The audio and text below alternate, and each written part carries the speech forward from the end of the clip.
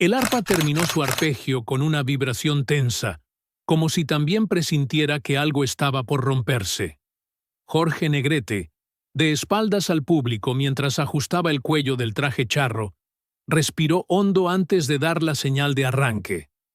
El palenque de Guadalajara estaba repleto. Las entradas se habían agotado una semana antes, y la disquera ya preparaba un boletín anunciando que aquella noche confirmaría el dominio absoluto de la estrella. El murmullo previo a los grandes momentos recorría el recinto como un oleaje inquieto. Mecían botellas, apostaban gallos en susurros, calculaban qué canción abriría el concierto.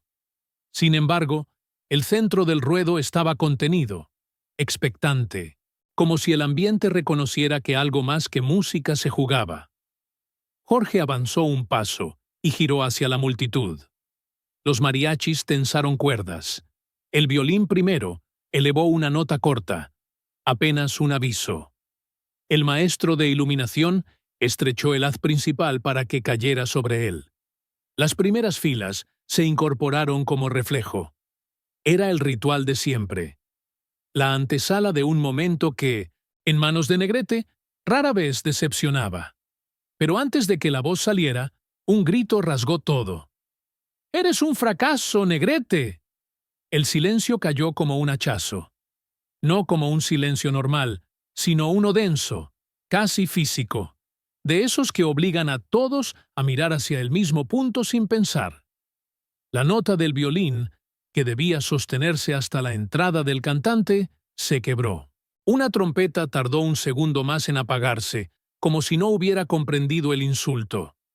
El ingeniero de audio se enderezó sobre la consola con los ojos abiertos de par en par. El empresario, un hombre de voz gruesa y paciencia limitada, maldijo en voz baja, temiendo que la noche se le escapara de las manos. El insulto no sonó como una provocación de cantina. Tuvo un filo particular, cargado de algo más profundo que simple borrachera. Fue pronunciado con una claridad que desbarató la atmósfera festiva y la convirtió en un terreno incierto. El público, que esperaba canciones, sintió en un instante que presenciaba algo más peligroso, un desafío directo a la figura más poderosa del escenario. Jorge no se movió al principio, ni un músculo. Su perfil quedó fijo bajo la luz, inmóvil como si no hubiera escuchado nada. Pero quienes lo conocían sabían que ese silencio de él no era pasividad, era cálculo. Los mariachis intercambiaron miradas nerviosas. Uno de los trompetistas murmuró: «Ya valió, compadre». Las mujeres de la segunda fila llevaron las manos a la boca. Los hombres de sombrero ladeado se acomodaron para ver mejor, como cuando en un palenque se presiente el choque entre dos gallos bravos. El empresario dio un paso al frente, temiendo lo peor. Jorge había respondido antes a ofensas, siempre con una elegancia firme, pero jamás reculaba. Y lo que se escuchó esa noche no era una burla común, era una acusación directa. Una palabra que ningún artista de su talla toleraba fácilmente: fracaso. La luz principal osciló un instante cuando el técnico cambió manualmente el enfoque para seguir a Jorge.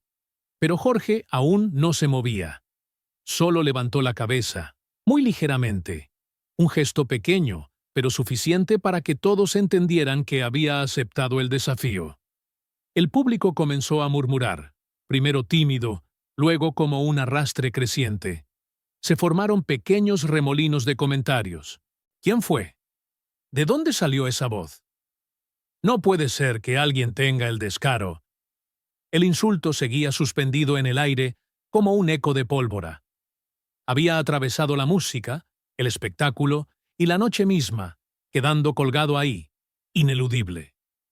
Finalmente, Jorge avanzó un paso, no hacia el micrófono, sino hacia la orilla del escenario. Ese simple movimiento provocó que el murmullo se interrumpiera de golpe. Alguien soltó una botella que se estrelló contra el suelo. Las luces buscaron su silueta con una precisión nerviosa. Entonces, Jorge habló. ¿Quién fue? dijo sin elevar la voz.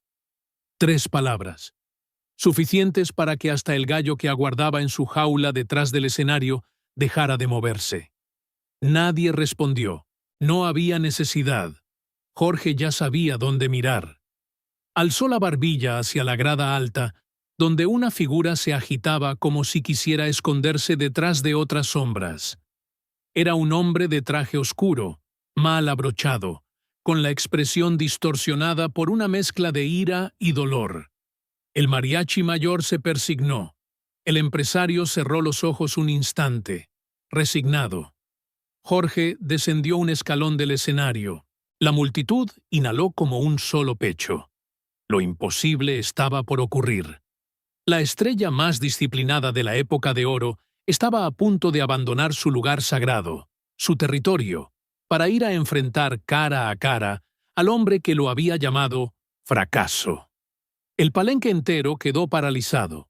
No había música, ni risas, ni tragos, solo la certeza colectiva de que estaban presenciando el inicio de una de esas historias que, años después, se contarían en camerinos, cantinas, redacciones y reuniones de mariachis.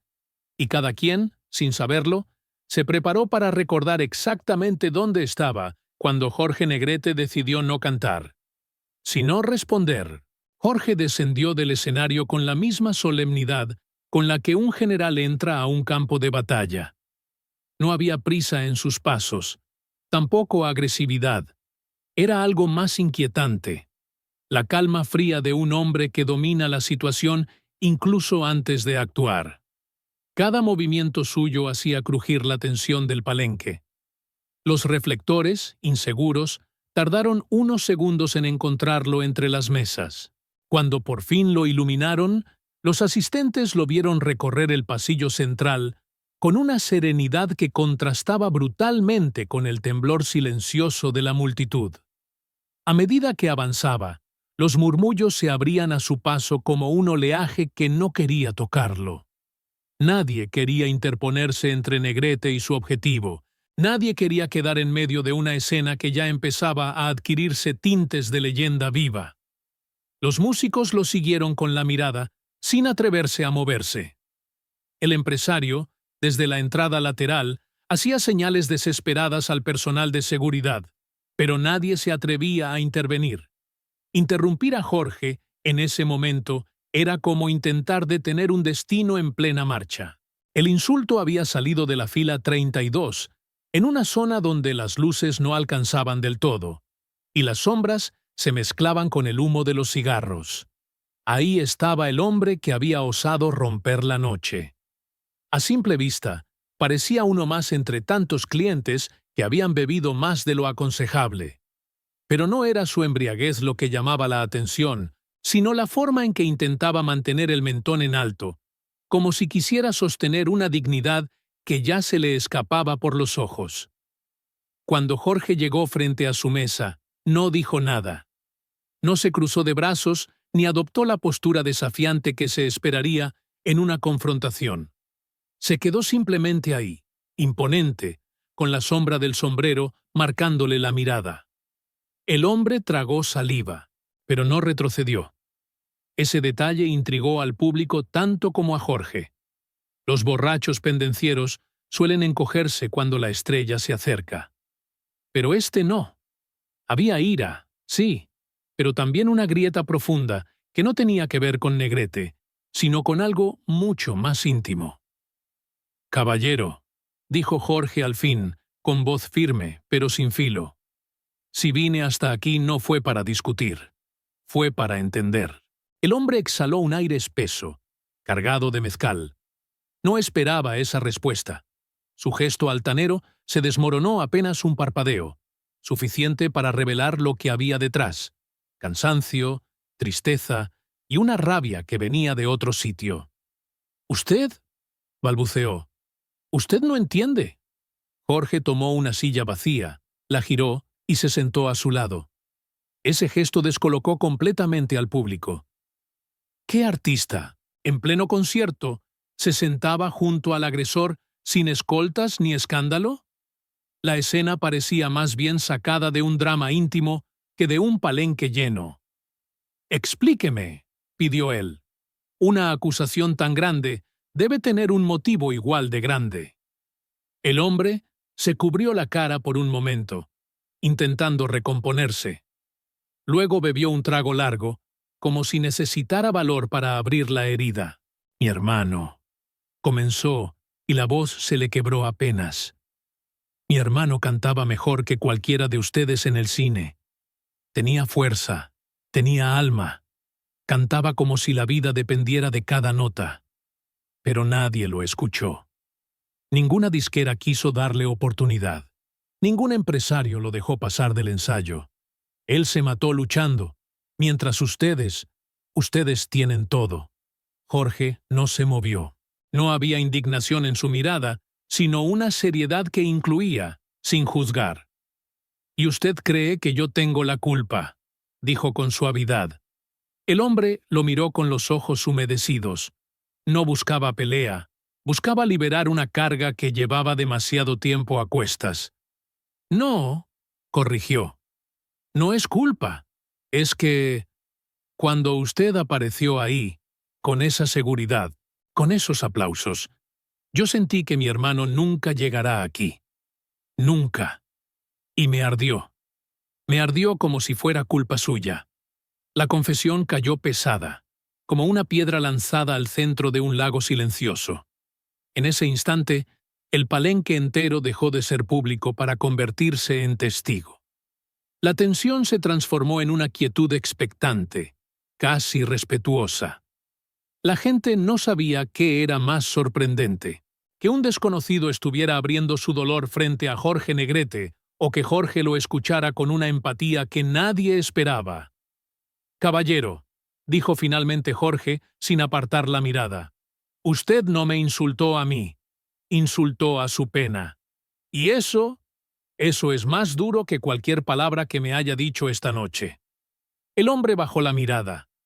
Las lágrimas, que había contenido durante minutos enteros, finalmente cayeron. Un mariachi, desde el escenario, murmuró: «Esto no lo van a creer mañana». Jorge se puso de pie lentamente. Apoyó una mano en el hombro del desconocido. Ese gesto, tan sencillo y tan humano, produjo un silencio aún más profundo que el que provocó el insulto inicial. «Permítame», dijo Negrete, con una elegancia que nadie podría haber ensayado, «devolverle a su hermano, aunque sea por un instante, el lugar que usted siente que le faltó». El hombre lo miró confundido, limpiándose el rostro con torpeza. Jorge no explicó más. No era necesario. Se giró hacia el escenario, dio un ligero asentimiento a los músicos que lo observaban con incredulidad y emprendió el camino de regreso entre el público, mientras el murmullo, ahora conmovido y reverente, lo escoltaba como si la estrella no estuviera caminando hacia un micrófono, sino hacia un acto que cambiaría el rumbo de aquella noche. Y sin haber cantado una sola nota, Jorge Negrete ya había hecho callar al teatro entero. El regreso de Jorge hacia el escenario no fue una caminata, fue un regreso ceremonial, casi litúrgico.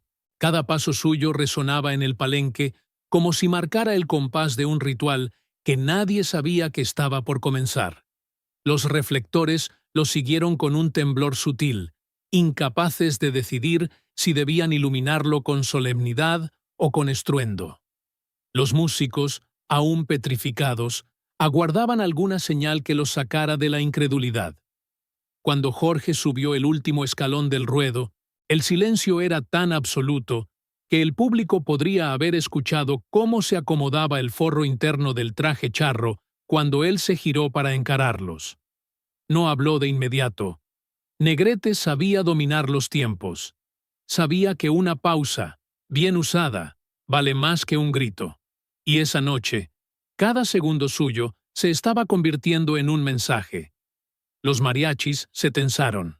El arpa pulsó una cuerda por pura ansiedad.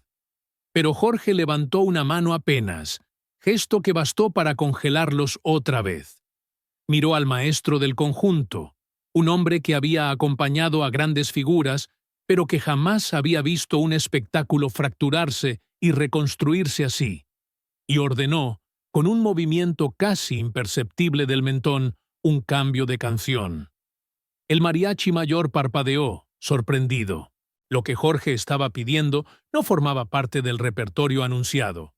Aún así, entendió la orden en un instante. Era el tipo de intuición que se desarrolla después de años leyendo a un artista antes de que abra la boca. Los músicos se acomodaron, ajustaron cuerdas, rectificaron la posición de trompetas, y en menos de 20 segundos habían cambiado de tonalidad como un ejército que gira sobre su eje para enfrentar un enemigo distinto. El público, desconcertado pero atento, observó cómo la escena mutaba de tensión a ceremonia. Algo estaba por ocurrir, y era evidente que no sería un simple número musical. Jorge tomó el micrófono con una firmeza que no tenía soberbia, pero sí propósito. Miró hacia la grada 32, donde el hombre del insulto intentaba recomponer su rostro, secándose las lágrimas que aún no sabía cómo explicar. «Esta canción», dijo Jorge, sin levantar demasiado la voz, «es para quienes creen que han perdido algo que no volverá, y descubren que la música todavía puede darles un pedazo de alma». No dijo el nombre del hombre, ni mencionó el insulto. Fue más elegante que eso, más humano. No había reproche, no había humillación. Solo una declaración solemne ante miles de testigos. Esa noche, la música iba a servir para sanar. Los mariachis atacaron el primer acorde, pero no empezó con el estruendo habitual. Fue un inicio contenido, firme, como un latido que crece. Las trompetas entraron segundos después, abriendo un espacio glorioso, casi heroico. Y entonces Jorge cantó. Pero no cantó como solía hacerlo, con dominio técnico y fuerza controlada. Cantó con un filo emocional que no estaba en la partitura. Su voz salió más grave, más templada, como si estuviera sosteniendo una historia ajena junto con la suya. Cada verso era una declaración. Cada nota, una respuesta al hombre que lo había llamado fracaso. Y, al mismo tiempo, un puente para él. El público no se movía. No había aplausos, ni murmullos, ni brindis. Solo escuchaban. El empresario, en un rincón de bambalinas, se había quedado con la boca entreabierta. Había producido decenas de espectáculos. Había lidiado con estrellas caprichosas y con egos imposibles, pero jamás había visto a un artista usar una agresión como combustible para transformar un concierto en un acto de catarsis pública. La voz de Jorge subió sobre el último tercio de la canción con una energía que parecía venir de un origen más grande que él. No había dramatismo artificioso. Era una entrega absoluta, un acto de presencia emocional tan potente que varios espectadores sintieron que estaban presenciando algo irrepetible. Una mujer en la 10ª fila empezó a llorar sin entender por qué. Un charro viejo, con cicatrices en las manos, murmuró: «Ese sí sabe cantar desde la herida». Cuando Jorge llegó a la última nota, no la sostuvo como era costumbre. No alargó para lucirse. La dejó caer exactamente donde debía, con la precisión de quien sabe que todo lo importante ya había sido dicho. Y entonces ocurrió algo que nadie esperaba. El silencio posterior fue más profundo que cualquier aplauso imaginable. Era un silencio reverencial, un silencio de iglesia, un silencio que no se debe interrumpir, porque aún está vibrando algo dentro de uno mismo. Jorge bajó el micrófono, respiró hondo y se quedó quieto. No sonrió, no agradeció, no hizo ningún gesto teatral. Simplemente permitió que el público absorbiera lo que acababa de pasar. Tardaron unos 10 segundos en reaccionar. 10 segundos eternos. 10 segundos que parecieron 50 años. Y luego, el palenque explotó en un aplauso que liberó toda la tensión acumulada desde que el insulto había atravesado la noche. Aplausos que retumbaban en las vigas, que sacudían los tablones del ruedo, que hacían vibrar el aire con un reconocimiento que iba más allá de la admiración artística. Era respeto, respeto absoluto. Los músicos, que habían tocado casi sin respirar, se incorporaron con un nudo en la garganta. El maestro del mariachi bajó la trompeta y dijo en voz baja: «Carajo, esto fue historia». Y lo fue. Porque, en ese instante, todos entendieron que Jorge Negrete no había respondido a un insulto. Había respondido a un hombre, a una pena, a una sombra escondida en la vida de otro. Había convertido un ataque en un acto de dignidad artística.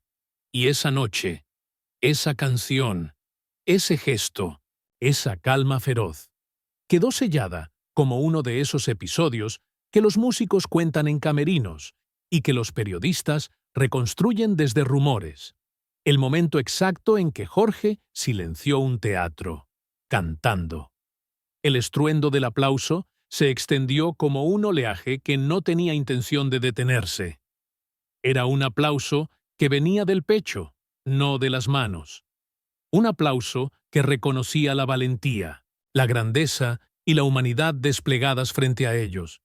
Pero Jorge Negrete permaneció inmóvil, de pie en el centro del ruedo, dejando que la ovación lo rodeara sin apropiársela.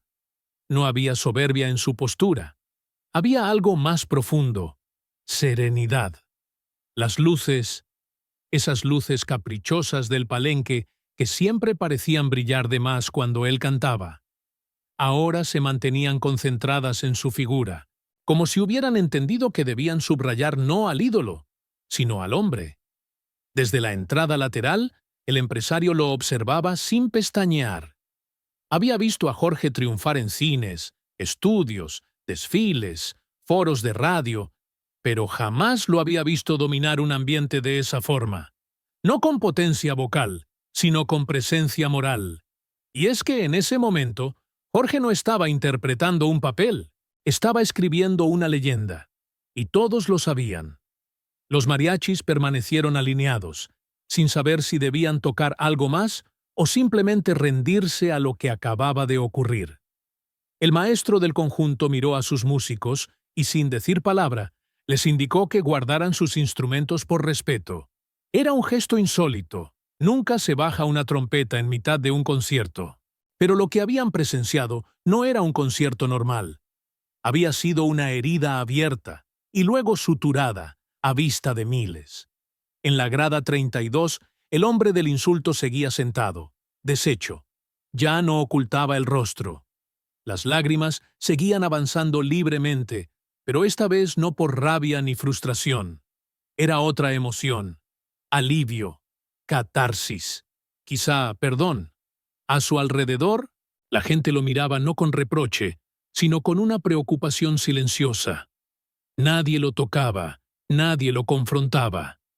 Había algo sagrado en la forma en que Jorge había transformado el agravio en humanidad, y nadie quería romper ese equilibrio. Jorge respiró profundamente y se acercó al micrófono. No parecía tener prisa por hablar. No estaba pensando en titulares ni en reputación. Estaba pensando en lo que correspondía decir después de haber puesto su alma en una canción que no estaba en el programa. Si un día les dicen que fracasaron, comenzó con un tono pausado, grave, íntimo. Recuerden algo: fracaso es rendirse. Mientras sigan de pie, siguen cantando. La frase no cayó como un lema motivacional. Cayó como una verdad que solo puede pronunciar alguien que conoce la disciplina del esfuerzo y la soledad del escenario. Una verdad que él mismo había masticado durante años de preparación militar, estudios musicales, pruebas, rechazos y noches en que ni siquiera la industria sabía qué hacer con un hombre con tanta voz y tanta presencia. El público no aplaudió enseguida. Hubo unos segundos de digestión emocional, como si cada espectador necesitara absorber el peso exacto de lo que Jorge acababa de decir. Fue una pausa larga, inusual, casi ritual. Y luego, sí, el aplauso renació, esta vez más cálido, más humano, menos ensordecedor y más profundo. Esa ovación no celebraba la canción, ni la interpretación, ni la estrella célebre de la época de oro. Celebraba la altura de carácter. El empresario, vencido, se dejó caer en una silla improvisada detrás del escenario. Con esto, murmuró, mañana no habrá periódico que no hable de lo que pasó. Pero se equivocaba. No sería solo mañana. Serían años, décadas. Aquella noche iba a multiplicarse en testimonios de músicos, periodistas, asistentes, trabajadores del palenque. Y cada versión contaría algo distinto, pero siempre coincidiría en un punto. La noche en que Negrete bajó del escenario para escuchar a un hombre roto y regresó para honrarlo.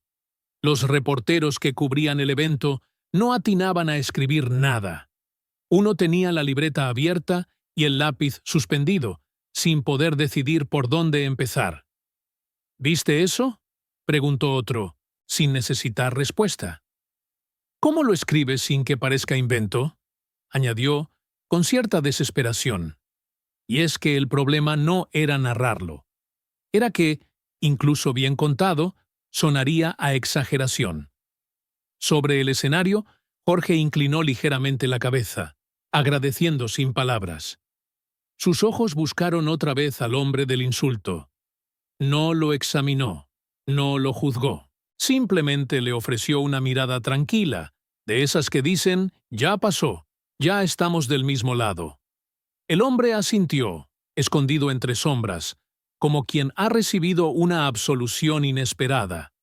Un mariachi joven, que llevaba apenas 2 meses en la agrupación, comentó en voz baja a su compañero veterano. Yo pensé que las leyendas se hacían en las películas. No, chamaco, respondió el viejo, sin apartar la vista de Jorge. Las películas nomás lo confirman. El público, ya más sosegado, comenzó a sentarse. Algunos bebieron un trago para recuperarse. Otros permanecieron quietos, intentando memorizar el momento para no olvidarlo nunca. Jorge tomó la guitarra que descansaba sobre un banco lateral. La afinó con movimientos lentos, ceremoniales, mientras dejaba que el palenque respirara de nuevo. «Seguimos», dijo por fin, con una sonrisa apenas perceptible. Y ese «seguimos» sonó como si hubiera abierto un segundo acto, no del concierto, sino de la noche entera. Porque después de lo ocurrido, nadie escucharía otra canción de la misma manera. Los músicos retomaron sus posiciones. El público recobró el ánimo, pero con una profundidad nueva, con un respeto casi religioso. Jorge dio un acorde suave para marcar el ritmo de lo que vendría. Y mientras la música renacía, todos comprendieron que no solo habían asistido a un espectáculo, habían presenciado una lección de grandeza. Una grandeza que no estaba en la voz, aunque la voz lo sostenía todo. Ni en el traje charro, ni en la fama, ni en la industria. Estaba en la exacta manera en que Jorge Negrete decidió responder al insulto más duro de su carrera. No aplastándolo, no ignorándolo, no devolviéndolo, sino transformándolo. Y por eso, cuando se cuenta aquella noche en los palenques, en las cantinas antiguas, en los estudios de grabación, siempre se dice lo mismo. No fue la canción lo que silenció el teatro, fue el hombre que la cantó.